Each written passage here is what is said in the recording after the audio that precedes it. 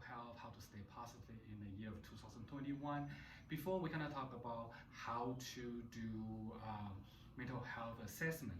Today the topic can be a little dry, but I also still want everybody to pay attention. Today we're gonna talk about mental health status exam. So what is mental health status exam?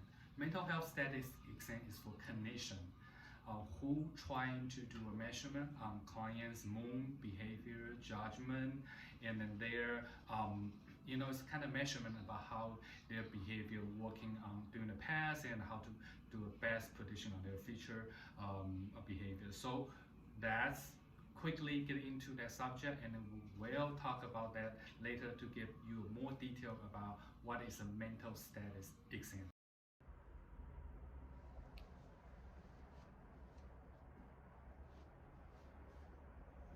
So when talk about mental status exam, like we say, is referring to the clinical team. The clinical team, psychiatrist, the clinical case manager, also the clinical behavioral health case manager will be able to access those kind of mental status exam.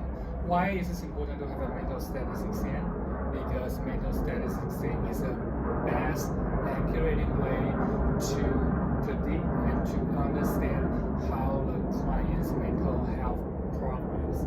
So when we talk about this, I'm just going to talk a little simple thing about how to generating those exam and what is the paperwork and how we do it.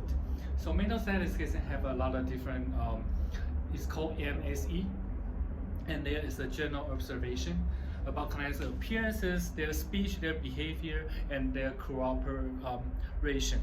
And also there is a thinking, thought process, thought content, and perception. And there's an emotion, client's mood, the affect. When you're talking about the affect, you're talking about how their emotion, do they have a flat affect? Do they have a cheerful mood? How their affect means that their emotion. And you have to do basing on the judgment to make sure those things are correct. And there's a condition. Is the client able to pay attention? How's the client's orientation look like? How's their memory? How's their judgment? So those are the things that they are looking for when they do the MSE exam. And the appearance is basing on, you can look at client's hygiene, you can look at client's dress, their jewelry, their makeup, and other scare, that if they have a tattoo, whatever the appearances that is, you will be able to make that observation. Then we will have a speech. What's the client's speech? Is there a speech pattern tend to be a little stutter? Is a speech pattern tend to be disorientated? Is a speech pattern disorientated? Is a speech pattern unrecognizable? So those are the things that you can talk about. How's their value? How's their value when they talk to you?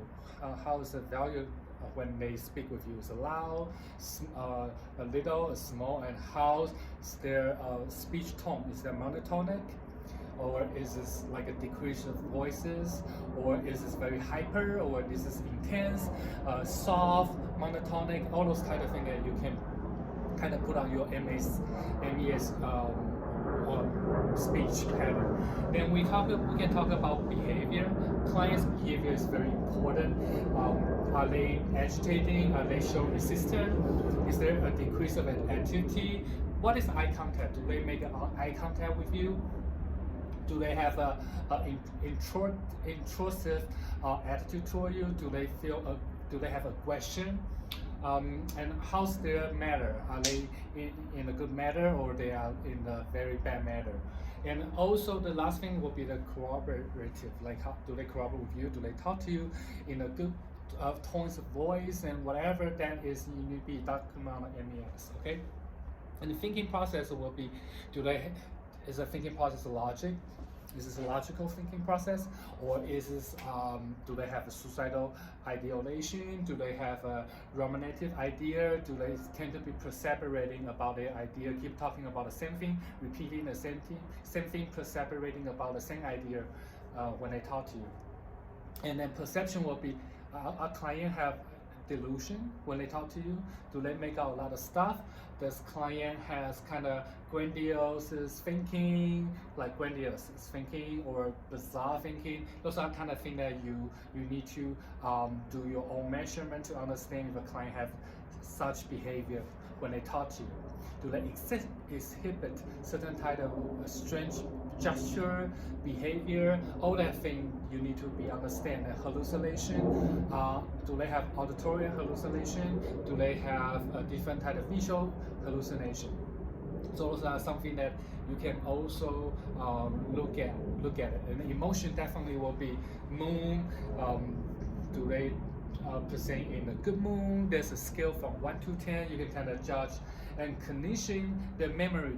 Are they have a good memory? Can they be able to track their memory correctly? Is their memory intact, or the memory is not able, or you cannot find they have some kind of memory problem? So those are kind of things that you can make your assessment based on those, and to understand if it's correct, if they will be able to process information correctly. The last thing will be insight and judgment. Do they have a limited insight? Will they be able to judge everything okay, correctly? Or client have a difficult problem to talk to you, have a bad judgment, whatever that about your concern, that you need to address that with your client.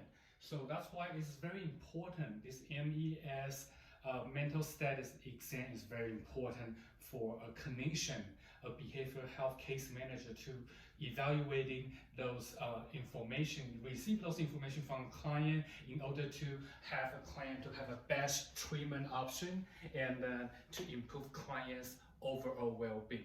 So that's it. If you have any additional question, feel free to leave any comment under my YouTube channel. Otherwise, I will see you next time, okay? Be safe out there, and hopefully everybody have a great 2021. Thank you. Bye-bye.